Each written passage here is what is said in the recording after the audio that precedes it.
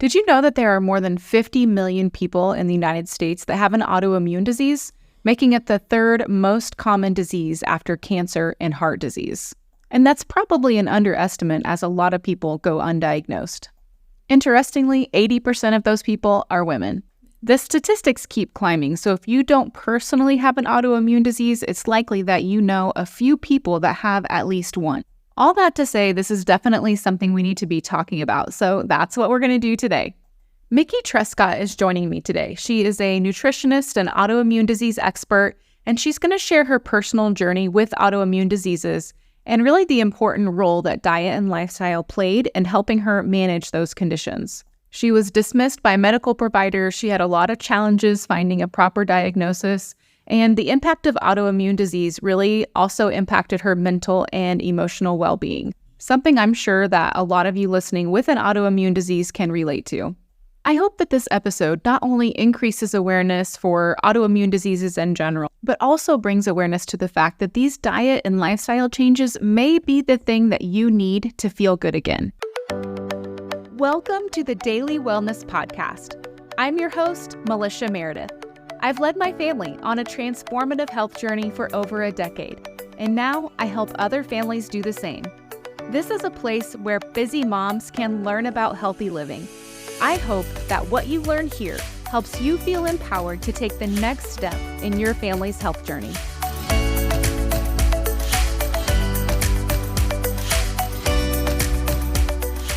Mickey, thanks for joining me to talk about all things autoimmune diseases today. And Melissa, thank you so much for having me. Yeah, I know. We have a lot we can talk about, I'm sure, today. But before we get into it, I would love for you to just introduce yourself a little bit and kind of tell us about you.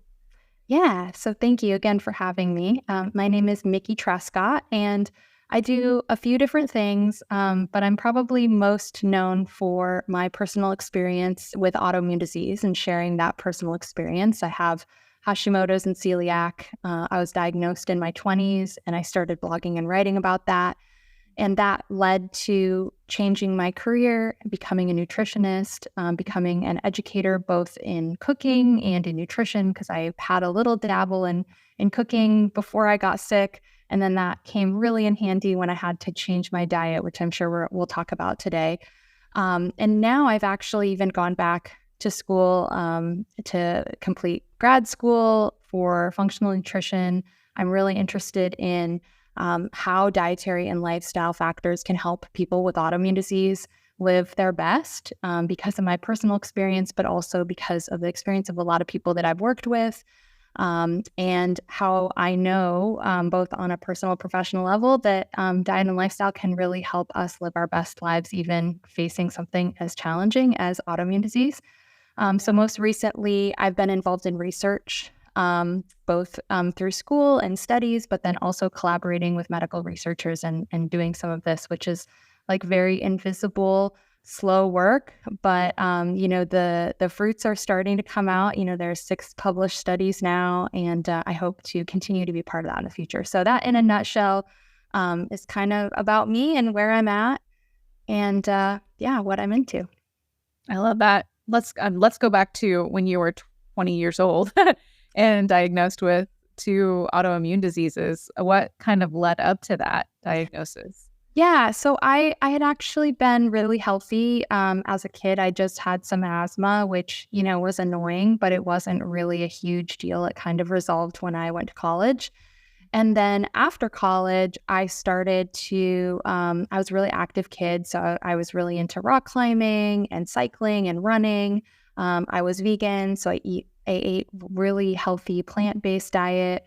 And I started having the beginnings of autoimmune symptoms, which at the time I thought, worked in the service industry. I worked late nights, sometimes early mornings. I didn't get a lot of sleep.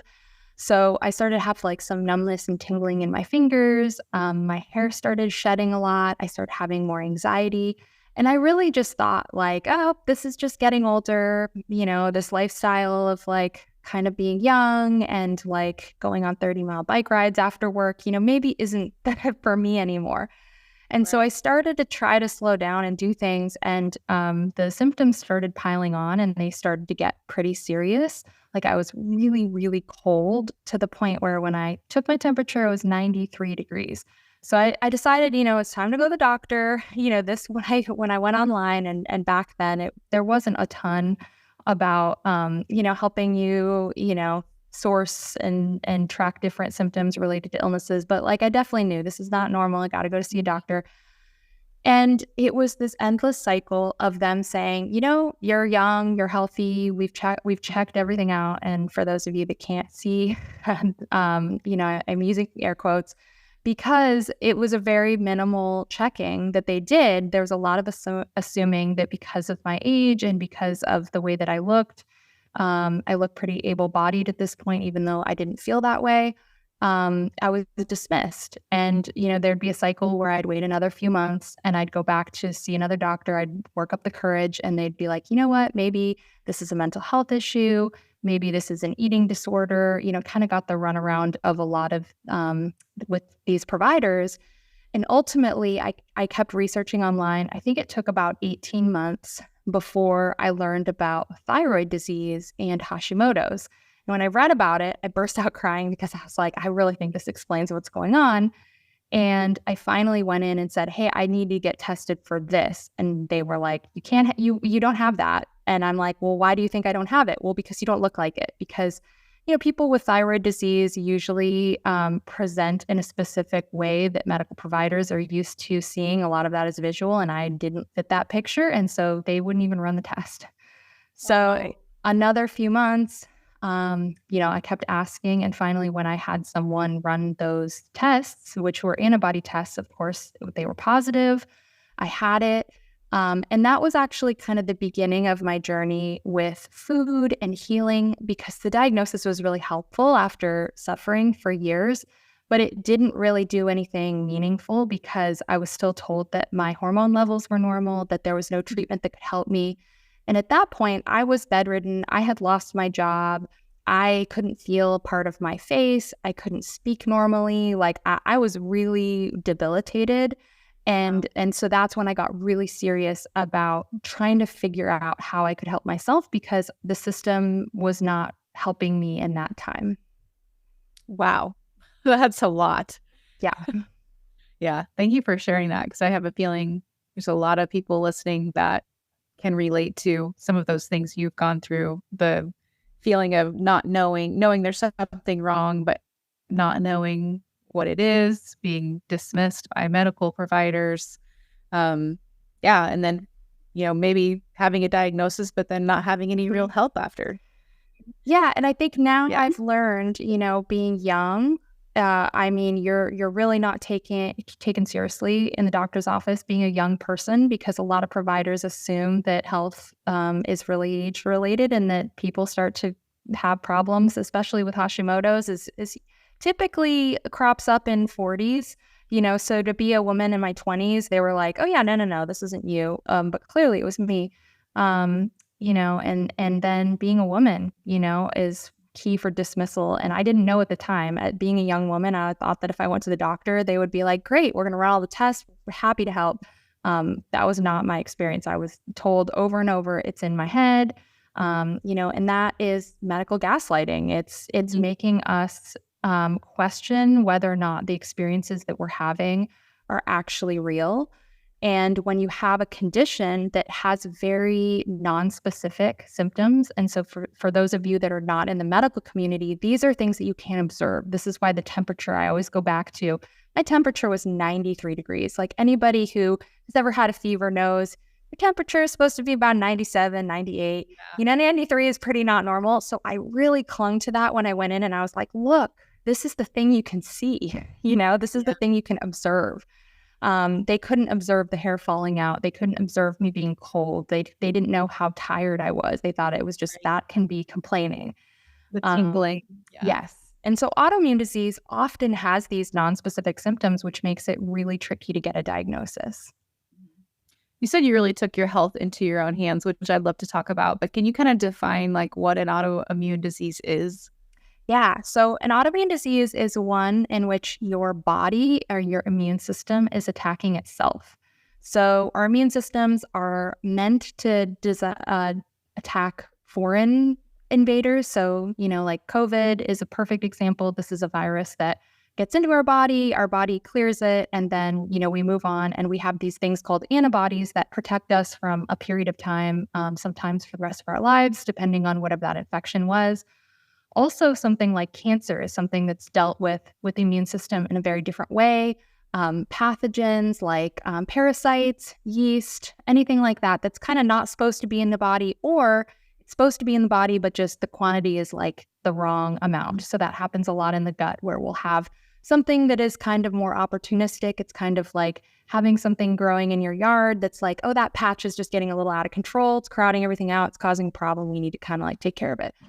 So the immune system does all these jobs, but what the immune system can do is it can make a mistake, usually in the presence of an infection. There's a mistake that's made where it starts to think, ooh, that piece of thyroid tissue, that actually is the thing that we need to be attacking.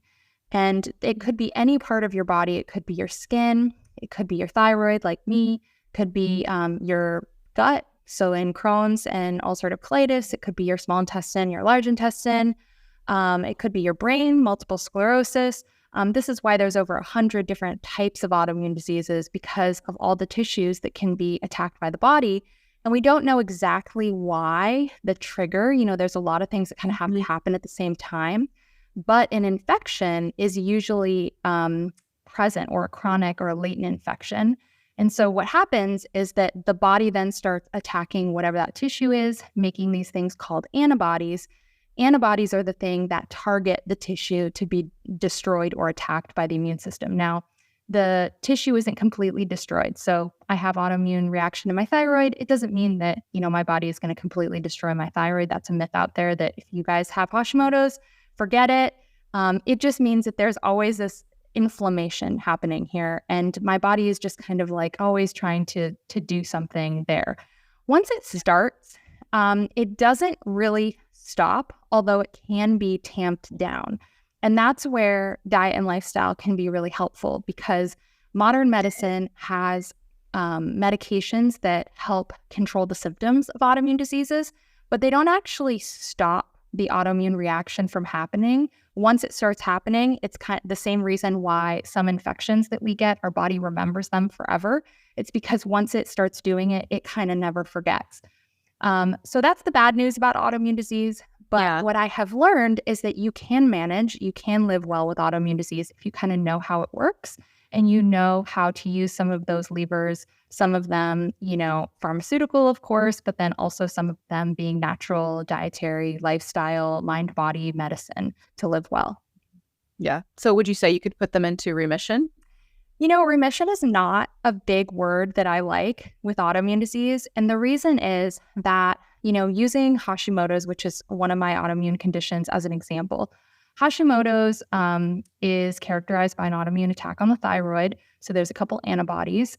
It doesn't really go into remission in a classical sense, that somebody can have no antibodies, but they can have lots of symptoms. And some people can have antibodies and no symptoms.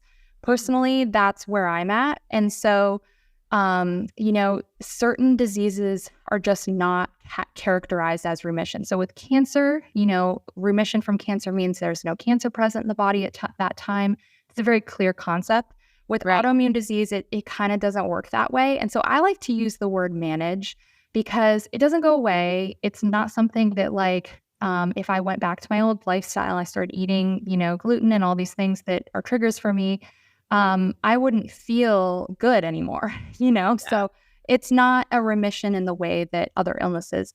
The other thing that's complicating is some autoimmune conditions are characterized by periods of remission and relapse. So multiple sclerosis is one of them, where in the normal progression of the disease, there's a flare of symptoms, and then there's a period where they completely go away. And that's regardless of pharmaceutical interventions, of, diet and lifestyle. And so it becomes very confusing to know, where you're at and why. I do think that all the things that somebody does to treat and manage helps them live healthier through all of that. But it can be very confusing using those words. So to answer your question, I think autoimmune disease can definitely be managed. But if for anyone that has an autoimmune disease, I would say just don't get hung up on the word remission, because I think it just kind of doesn't apply to us, especially when you think like my philosophy is really to hone in on a personal health vision that doesn't include perfect health, because I think perfection is really gets in the way of us recognizing what is good about having a vibrant, healthy life. And a lot of times having a perfectly functioning body isn't necessary to engage in the world in the way that makes you happy and feel good. And so, there's a whole conversation we could have about that. But I love that. I love that personal health vision. That's probably going to go on a quote on Instagram. Great. That's so good. I love it. So thank you for bringing clarity to that. I think that is really helpful. Because I've heard, honestly, lots of different people talk about it in lots of different ways. I think that managing it, like talking about it that way, it seems wise and really smart. And I appreciate you bringing clarity to that. So going back to when you were diagnosed, were you given any treatment options? I mean, they said there's nothing really we can do. So they offered really nothing? Yeah. So with Hashimoto's, Hashimoto's thyroiditis is autoimmune thyroid disease that results in hypothyroidism. So this is a slow thyroid.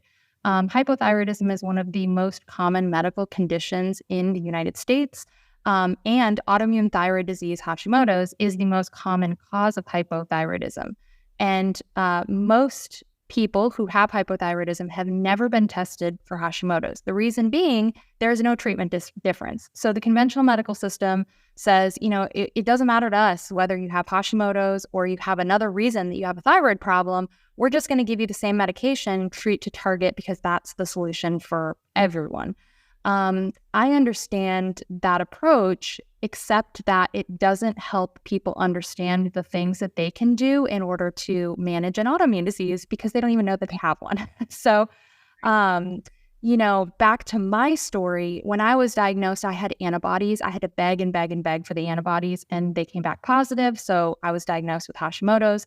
My hormone levels were normal. So the normal consequence of Hashimoto's is that the thyroid doesn't function optimally, meaning it doesn't make enough thyroid hormones. When you don't have enough thyroid hormones, you have symptoms all over your body, like your hair falling out and dry skin and constipation. And, every cell in your body needs thyroid hormones. So this is why people with thyroid conditions have very unique and extreme collections of symptoms, because, for one person, thyroid disease looks like weight gain and depression, and another person, it looks like hair loss, and anxiety. And that's just because our bodies are different, but every cell, all of the brain cells, all of the gut cells, all of the skin cells, they all need thyroid hormones. So when there's not that perfect amount, you get symptoms. And so, yes, when I was diagnosed, my levels were within conventional clinical ranges.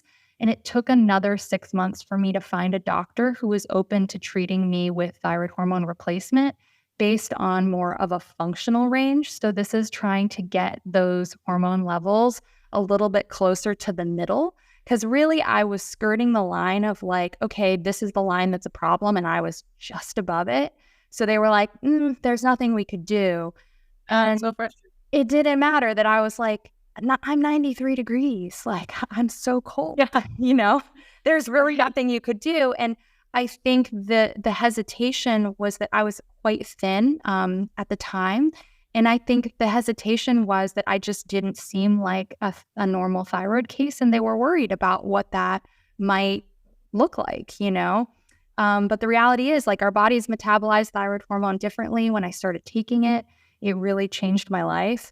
And in a similar way that when I started eating different, it changed my life. I'm sure, you might ask, like, the medication and the diet and kind of the different effects from either. But I really believe in using them together, because I think that, getting enough thyroid hormone then meant that I have the energy to cook for myself and and exercise and do all these things that actually help me maintain those benefits. So I like to use all the tools in the toolbox. Yeah. I mean, I have a lot to learn, but I do know that hormone replacement can be super helpful and beneficial. And it should be an option that's discussed, right? Yeah. For everyone so that they can decide if it's right for them. Yep. Yeah. And I like to talk about it like, when a vitamin D comes back low, most people are aware how important vitamin D is. It's another one of those nutrients that's needed for every cell in the body and not just the cell, the nucleus of the cell. So that's like the part that's the boss that's talking about, all the DNA transcription and cells doing the right thing, which turns out we really want them to be doing what they're supposed to be doing. Most people wouldn't hesitate to go and pick up some vitamin D if their doctor was like, hey, your vitamin D is low.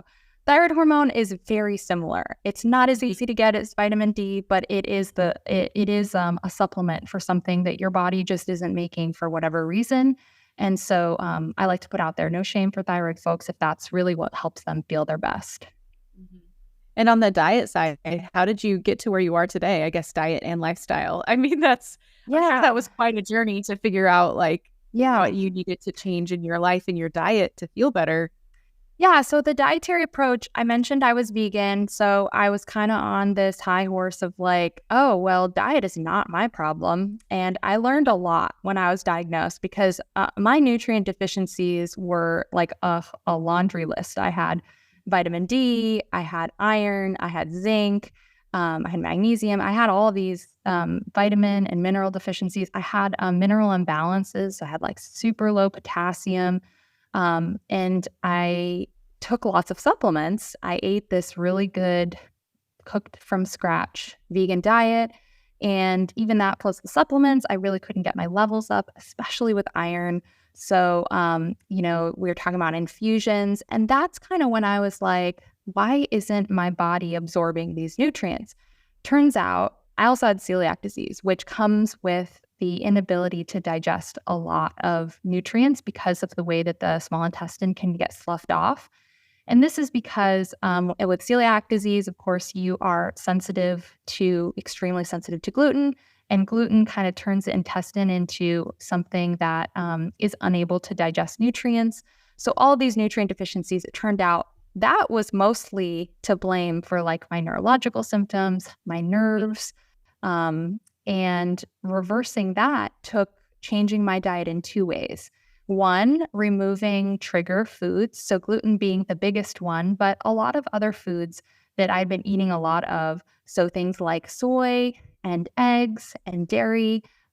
These were all, I wasn't eating eggs and dairy, but I went through a period where I was kind of like vegetarian experiment. Like I knew I needed some nutrients. I was like, please, can like eggs be the solution? Turns out eggs were like not happening for me. And actually the thing that really worked were nutrient dense foods. So things like bone broths that had lots of minerals, organ meats once I started eating meat, and fish, which was a whole transition. And actually after the first time I ate meat, I expected to feel extremely sick. And I felt like my cheeks were flushed and I had this like wave of energy. And I just I knew that was the answer to the nutrient deficiency problem. So I ended up doing the autoimmune protocol, which back then was not as defined as it is now, which is an elimination diet. You remove a bunch of foods for 30 to 90 days, then you reintroduce those foods and you see which ones are causing you problems. And then during the elimination, you also add in things that are really nutrient dense and really good for the microbiome. So things like fermented food, cold water fatty fish, really colorful fruits and vegetables, bone broth, and all of that added nutrient density helps heal and restore and build. And then at the end, you end up with a diet that is basically perfectly custom to you, and you know exactly how foods affect you. So I learned things like nightshade family vegetables, especially tomatoes, give me really bad joint pain. And I had been eating tomatoes my whole life. How would I ever know that, Right. But that low grade level of joint pain that I always had went away when I did the elimination diet. And then when I reintroduced tomatoes, it was like, oh, whoa, my hands are like all creaky and weird. And I, can't grip a knife and even cook after it, after I do this. So, yeah, the autoimmune protocol was really, really helpful. Wow, that's really interesting. Um, do you think that that was really the thing that pushed you forward in healing? Yeah, especially because mentally and emotionally getting a diagnosis and then being told, your hormone levels are not treatable. I really felt like I had no options. I wasn't working. I could hardly get out of bed. And so I just felt like I needed to do something to help myself. And this was something that I could do to really focus on nutrition. I went into a period of, while I was really not working and trying to heal myself, which was really slow going, doing a lot of research in nutrition because I had gotten a lot wrong, thinking that I could get everything from plants. I know there are some people out there who can do it, and I would say more power to you. I'm really happy for you. It did not work for me, and I was not willing to live like that in that state any longer. But really learning about nutrients, learning about digestion, and learning about how important it is to have that whole package. And then figuring out, how to overcome some of that mental and emotional blocks that I had about like eating animal foods again. It was really hard for me. It took a long time to work through that. Yeah. So now you educate people on the autoimmune protocol and share recipes, which I love seeing on your social media and stuff like that. Would you say that that's something that's really just helpful for people with an autoimmune disease, or could it be a broader use? This is an awesome question. So I have learned that elimination diets, I love the idea for everyone who is going through any sort of a health crisis or even like feels like they need a reset. Now, you don't need to do the autoimmune protocol. The autoimmune protocol is a really strict elimination protocol that is tailored for people with autoimmune diseases. And what's really cool is that in 2024, that's this year, AIP was updated. It's been around for maybe 12 years as one protocol. It's now been updated to have a secondary elimination phase. So what was originally considered AIP is a pretty strict elimination diet. It removes grains, legumes, eggs, nuts, seeds, and nightshade family vegetables. Now this new modified AIP, it allows seeds and legumes. And that seems like not a lot of additions, but it does allow things. And it allows white rice or actually rice in general, but not other grains. So it's a grain-free protocol, but you can have some beans and rice. You can add some seeds, add some variety. It adds some protein options. It adds some options for people who are vegetarian or just don't eat a lot of meat. And this is based on research that's been done on the autoimmune protocol, is actually that with that original super strict protocol, people see results in starting with like 5 or 6 weeks, which is super early. And a lot of the researchers were like, I think we're actually eliminating too many foods here. So what's really great is there's, the original protocol for people who are maybe very sick or very motivated, have lots of resources to dedicate to it. There's the modified protocol, which is much more approachable, much more easier to implement. It's much more affordable. And then if you're someone that is not someone with an autoimmune disease, but maybe you just have some aches and pains, some joint pain, and you feel like you might have some food sensitivities, my recommendation is to design your own elimination and go. You can even start with just gluten and dairy free and say, you know what, I'm going to do 30 days. I'm going to eliminate gluten and dairy.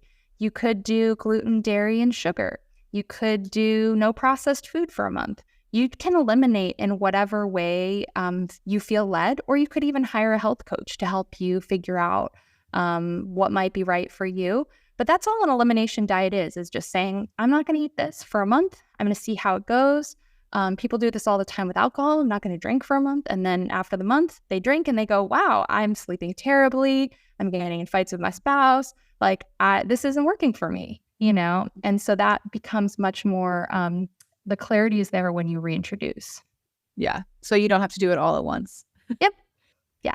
Yeah. And you feel like 30 days is a good amount of time. 30 days is a really good base intervention. So food sensitivity studies tell us that 3 weeks is kind of the minimum amount of time you want to eliminate something in order for your body to then recognize it and do something when you reintroduce. So I like to say a month just because it gives you a little buffer in case there was a mistake somewhere. But, you could say like the nightshade thing for anyone listening that has joint pain. Nightshades are really linked to joint pain. So if I was someone that did not have a diagnosed autoimmune disease, but I do have some unexplained joint pain, I would say I'm going to try not having nightshades for 30 days. That includes potatoes, peppers, like paprika, spices, cayenne, tomatoes, eggplants, a few other things. Go without them for 30 days and then introduce a tiny, tiny bit. If your joint pain goes away in that 30 days and then you reintroduce a nightshade family food and then you get that joint pain back, you're probably one of those unlucky people that is sensitive to nightshades. And so now you know. Yeah. And you can decide what you want to do. Yeah, exactly. Sometimes I am one of those people. Sometimes I go out to eat and I'm like, you know what? I just really want some of that salsa. And I know that I'm going to wake up tomorrow and I'm going to be stiff. But having that knowledge makes you able to make an informed choice about your body and what you want to do with it, you know? Yeah. So this is interesting to hear you talk about this because when I was having some health symptoms, I didn't know what it was at the time.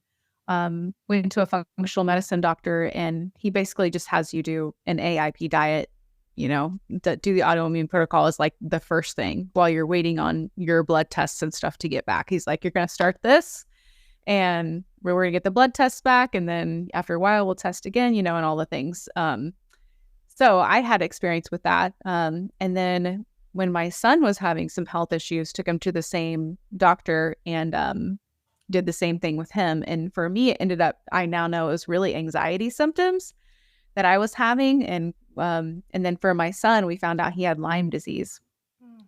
And so, but both of those experiences doing those, my son was 12 at the time. And he did the AIP for a year with very little cheating, very little. So I just say that to encourage anyone that it really can be done, but we learned so much about ourselves in that time. So that's one thing I really loved about that is I did it strictly for probably like 8 months or something like that, and then started to reintroduce some things. But I learned so much about myself, about how my body feels with certain foods, right? Yeah.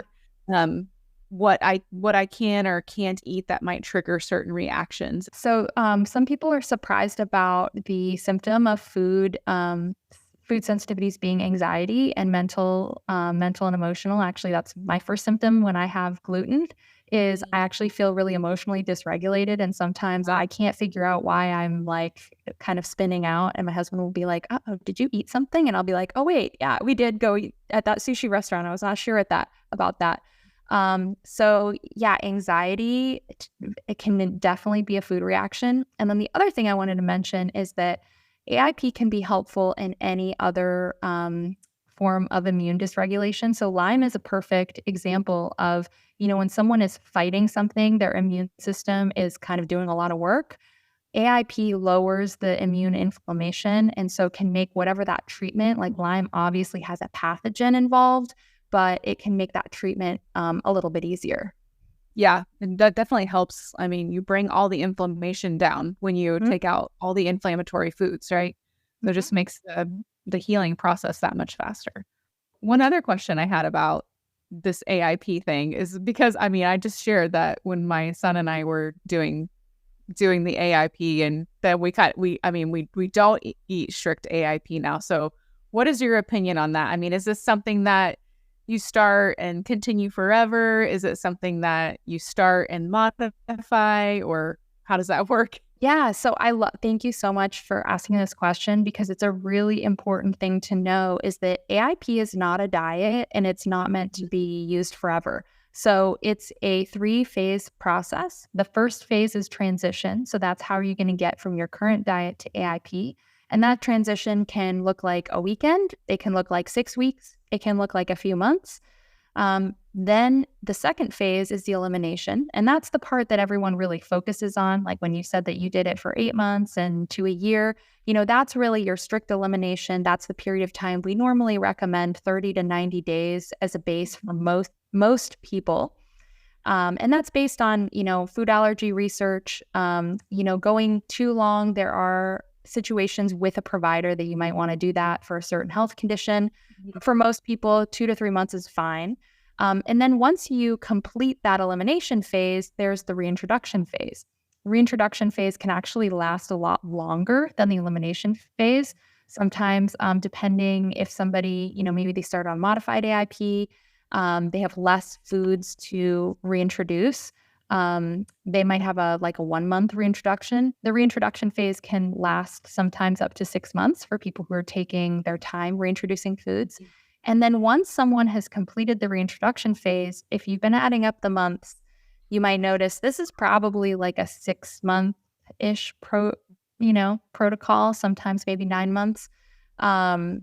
You've ended up at a diet that is completely custom to you. So the way that you eat there on out is going to be informed by your experience reintroducing foods. So there might be foods that you identified are instant inflammation, make you feel terrible, flare up your autoimmune symptoms. Like, I'm not eating that ever again. And then there are foods that are kind of what I like to call gray area, where you don't have a crazy obvious reaction, but it's kind of uncomfortable for me. It's the nightshade problem.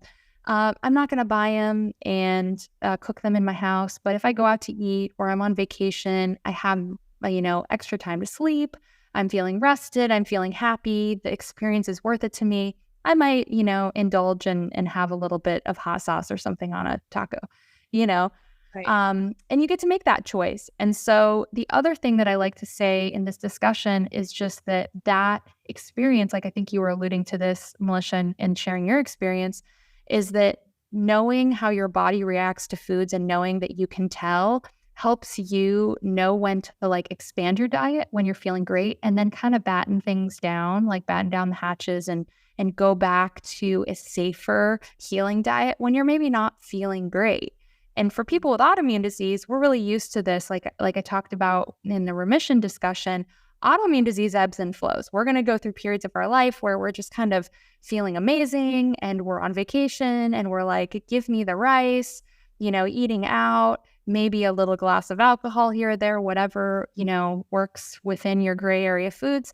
And then there are going to be times when it's like, you know what, I've got a lot of stress in my life. My body is just not feeling great. I've got some symptoms cropping up. My medication dose maybe isn't right. I'm going to go back to that home base. Maybe it's not the elimination phase, but maybe it's going to go back to the core foods that I know make me feel great. So hopefully that explanation helps you, you guys figure out what a long-term dietary approach, informed by something like AIP. It's more something you learn and something you do than a diet, if that makes sense. Mm-hmm. Yeah, that does. Yeah, that's really good explanation. I would love to, as we kind of wrap up, just zoom back out on that autoimmune topic. I don't know what the number is right now. I know that autoimmune diseases are increasing rapidly in America, especially. And, we're seeing more and more diagnoses of autoimmune diseases. So I would just love to know kind of what your thoughts are on that in general, and what do you see kind of as a solution to this ever increasing number of people struggling? Yeah. First off, I love that we're talking about autoimmune disease. I love that you invited me to be on this podcast so that I can just talk about it, because I think awareness of autoimmune disease is increasing, and I'd love for it to increase more. So just as we have this really intricate and knowledgeable language to talk about things like cancer, we don't really have that for autoimmune disease. If you have a friend or a coworker who's diagnosed with an autoimmune disease, which if you haven't yet, you will have soon. It is so prevalent. Yeah. I wish that we as a society knew how to support people with autoimmune disease, because in contrast to something like cancer or having a surgery, there's kind of an event, there's something that's worked through, there's a constant high chance of death. There's a lot that happens, but culturally we kind of know what that means. With autoimmune disease, and especially I had this experience as a young person myself, all of my 20-something friends were like, wow, what's that? It's like they didn't mean to stop talking to me and not invite me to do anything, but nobody knew what it was like to have a chronically sick friend that was, less able to kind of go out and do stuff. But, I really think that connection is really important. And so the awareness piece is really big for me. So just the fact that we're talking about it, and then especially for young women, just know that you're not alone. Know that you should talk to your friends about this stuff. Know that if you can't keep up with your friends in their workouts, or you can't go out late and drink or eat at every restaurant with your friends, it doesn't mean you're going to have a boring life. You're going to find plenty of things to do. You're going to find your people. You're going to find community and connection in other ways. I wish someone had told me that when I was younger, because I felt like I was grieving this loss of a youth that, seemed like that was the way that it was supposed to be. Yeah, I really appreciate the opportunity to talk about it, and by all of us talking about it more, and also talking to our doctors. So one of the most exciting things that's happened in the last 10 years ago, I talked to doctors at my different various medical appointments about the dietary stuff I'd be doing. They're like, we're really happy you feel good, but like, that's not a thing. Now I hear from people that in their conventional medical doctor offices, they're recommended things like AIP because of the studies. Especially the gastroenterologists, they've seen the studies with AIP and IBD, and they're like, you know what? There's actually some research on that. Like, go for it. And that shift is because people go to their doctors and they say, hey, I have Crohn's. I'm looking at surgery. Doc, could I maybe try this first? And then they come back and they have no symptoms. And the doctor's like, maybe there's something to that, And so that really has to having conversations with our medical providers. Yeah, that's good. I think that is part of the solution, the awareness and the research that you're doing, that you're a part of, and, making that more available and widely known. I can see that being a huge piece of the puzzle. Yeah. Yeah. Thank you so much for being with us. Thank you for sharing all your wisdom. I know that this is going to be so helpful for a lot of people that are struggling. And I really just am so thankful for what you're doing in general, in your work, and for your time with us.